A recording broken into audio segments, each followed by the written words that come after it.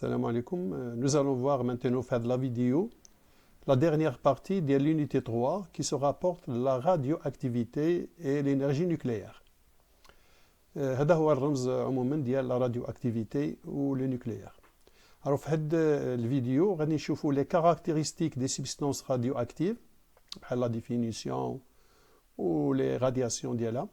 غادي نشوفوا les inconvénients ou les avantages, les risques ou les bénéfices. غادي نشوفوا la gestion des déchets nucléaires et enfin les énergies de substitution à l'énergie nucléaire.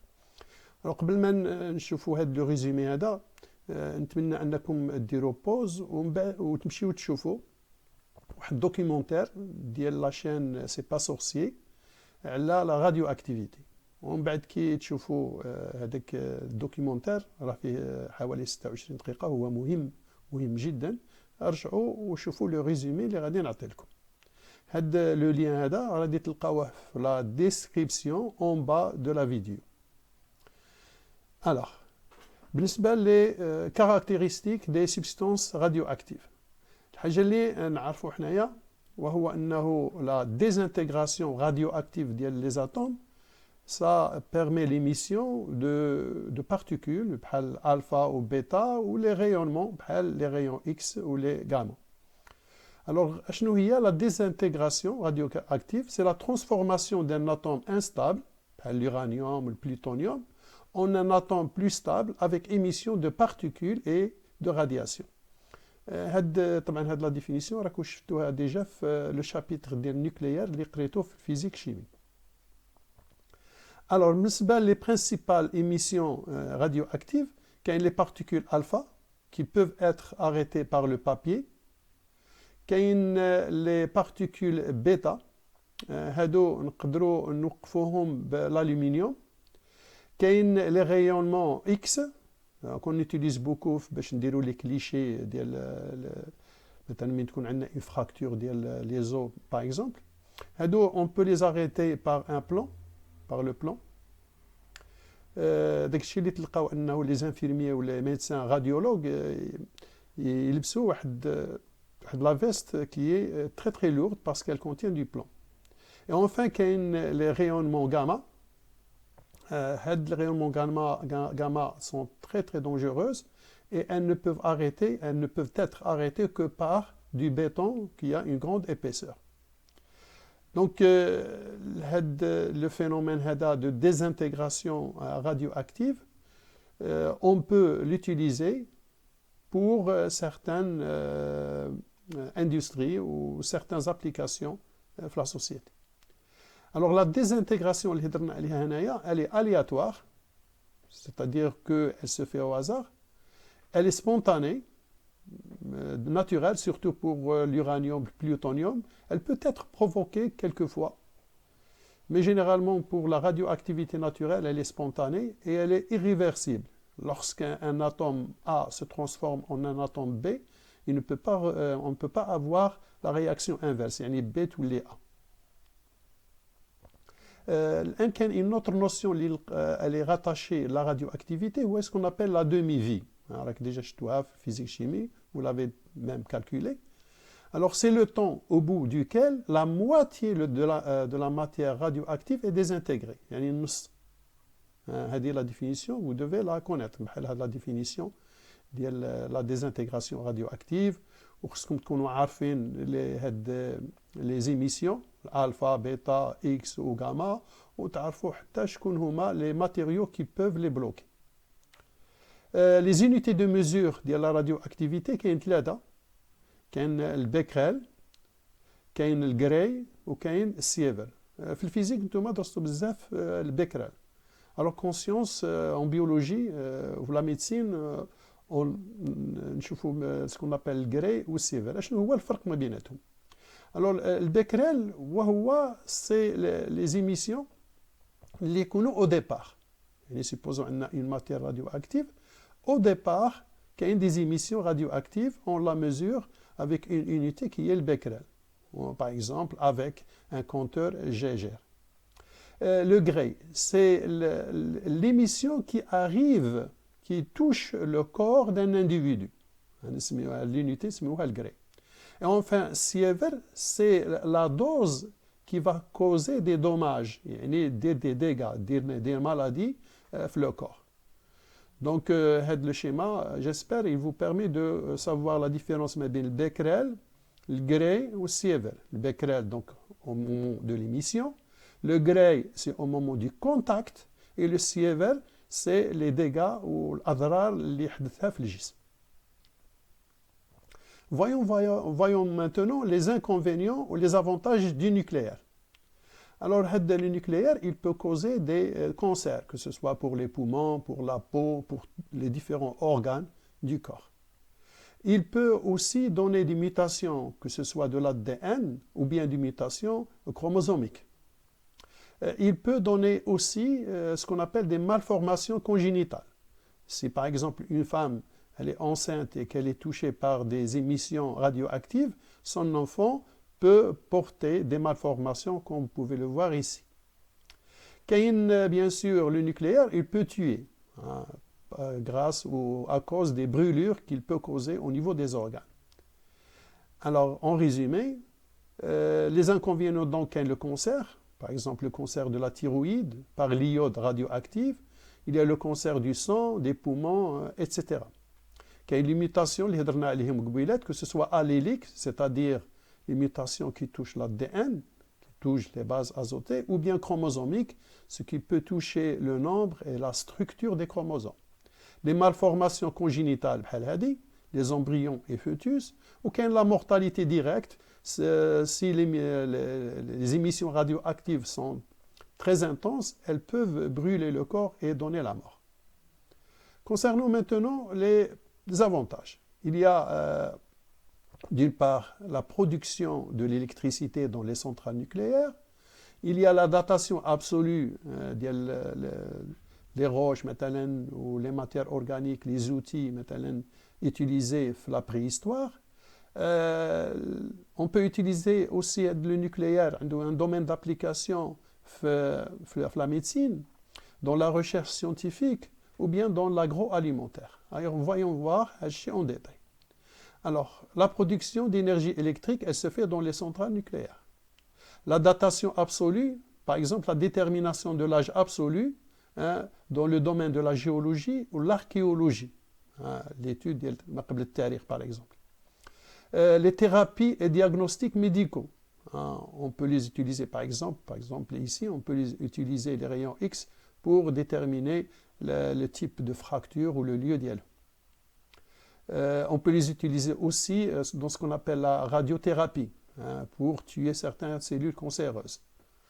Le diagnostic, nous avons parlé de cela, les rayons X, les clichés, les fractures, la scintigraphie, etc. La recherche scientifique, le marquage et le traçage. On peut marquer, par exemple, utiliser par exemple un isotope, le carbone 14 ou bien l'oxygène O18. On peut l'utiliser pour suivre son trajet dans le corps ou bien dans la cellule. L'industrie alimentaire, l'ionisation des aliments.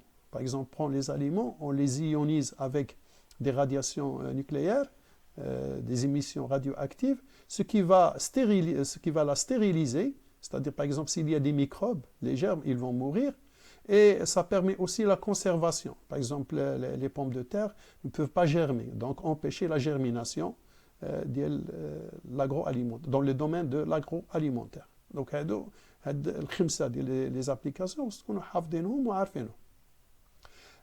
concernant maintenant la gestion rationnelle des déchets nucléaires. Alors, le grand problème du nucléaire, c'est les déchets d'eau. C'est un danger pour le corps, pour l'environnement. Alors, on sait les différents types de déchets nucléaires. Il y a les types A, il y a les types B ou les types C. Le type A, c'est 90% des matériaux qu'on peut trouver dans les centrales nucléaires ou les centres de recherche qui utilisent la radioactivité. 90% des déchets. On a le petit matériel, les gants qui est utilisé par les techniciens, tout le matériel qu'on peut trouver au niveau d'une centrale nucléaire et qui est utilisé par les techniciens ou bien dans les laboratoires de recherche. Les types B, ils constituent 9%. Et ils ont une vie, les matériaux ont une vie moyenne, une durée de vie moyenne, une activité moyenne, les filtres, les contenants d'uranium. Maintenant, donc les tubes qui contiennent l'uranium ou le plutonium, le matériel, on l'appelle type B. Enfin, il y a le type C, 1% des déchets nucléaires, il a une vie très très longue, une activité très très forte, donc très très dangereuse. Le type C, il est constitué des produits de fission, l'uranium lui-même ou le plutonium lui-même. Concernant le traitement des déchets nucléaires, comment est-ce qu'on peut les traiter? Alors, le gant, les stylos, les clous, le matériel généralement utilisé par les techniciens dans les centrales nucléaires, on va le couler dans du verre ou bien dans du béton. On va le mélanger avec le verre à une forte température. C'est ce qu'on appelle la vitrification. Verre, vitrification, des déchets nucléaires, surtout le type A et le type B. Ou bien on peut le couler, le mélanger avec le béton. Puis après, qu'est-ce qu'on fait? On va stocker le résultat de la vitrification ou du béton. On va le stocker dans des barils. Eux-mêmes, ils sont formés de béton ou bien d'acier inoxydable. Et enfin, qu'est-ce qu'on a? Troisième étape, on va prendre les fûts, les barils, les contenants, on va les déposer dans des endroits sûrs. Les séismes, donc une géologie stable, les volcans. Les mines de granit, les mines de sel, qui contiennent beaucoup d'argile, et à hydrologie réduite. Des fuites d'eau, des ruissellements. Sinon, ça pourrait emmener avec les matières radioactives vers les nappes phréatiques. Le recyclage maintenant des déchets nucléaires. Le recyclage, quelquefois, le type C, on peut le réutiliser dans certaines centrales nucléaires spéciales. Alors, il y a le type C, c'est-à-dire les produits de fission, on peut les traiter de telle façon pour les utiliser dans des centrales nucléaires pour la production d'électricité. Les produits de déchets, c'est les combustibles MOX. M, j'ai كلمة mélange. Oxyde. Ils sont constitués d'oxyde d'uranium et d'oxyde de plutonium. Donc ce sont des déchets nucléaires recyclés dans des centrales nucléaires spéciales pour l'utilisation, pour la production d'électricité par exemple. Enfin, les énergies de substitution. On sait bien le nucléaire il est utilisé beaucoup dans la production d'électricité, surtout dans les pays industrialisés. Dans le Maroc, il n'y a pas de centrale nucléaire pour la production d'électricité. Alors, les énergies de substitution, de remplacement, qui sont renouvelables et propres, par exemple l'énergie éolienne, l'énergie solaire. Et le Maroc, il est considéré comme un pays pionnier dans le domaine de l'énergie solaire dans le sud marocain. Alors, les énergies solaires, qui m'aguna, éoliennes et hydrauliques, les barrages. Parfois aussi, on peut utiliser le mouvement des marées ou des vagues pour fabriquer de l'électricité. Mais il y a aussi les énergies d'origine volcanique. L'Islande, elle utilise beaucoup la lave volcanique pour produire l'électricité. Un autre remplaçant, une autre substitution, c'est l'utilisation du carburant éthylique, l'éthanol par exemple, et le méthane, CH4. Lorsqu'on a étudié les ordures ménagères, à base de biomasse, le carburant éthylique, l'éthanol ou le méthane, il est produit à partir de la matière organique. Alors, il y a quand la matière organique d'origine vivante, c'est la biomasse, et de déchets domestiques, bien entendu. Alors, n'oubliez pas, dans la description en bas, vous pouvez trouver le lien vers le résumé que vous pouvez télécharger. mais que vous pouvez aussi trouver un lien vers un QCM que vous pouvez faire prochainement dans une vidéo prochaine. غادي نشوفوا la solution de QCM. Donc, أولا راجعوا هذا le résumé à tête reposée sur votre smartphone. Vous pouvez donc le télécharger. وما تنساوش انكم ديروا الQCM وصيفطوه لي بحال العاده. Merci.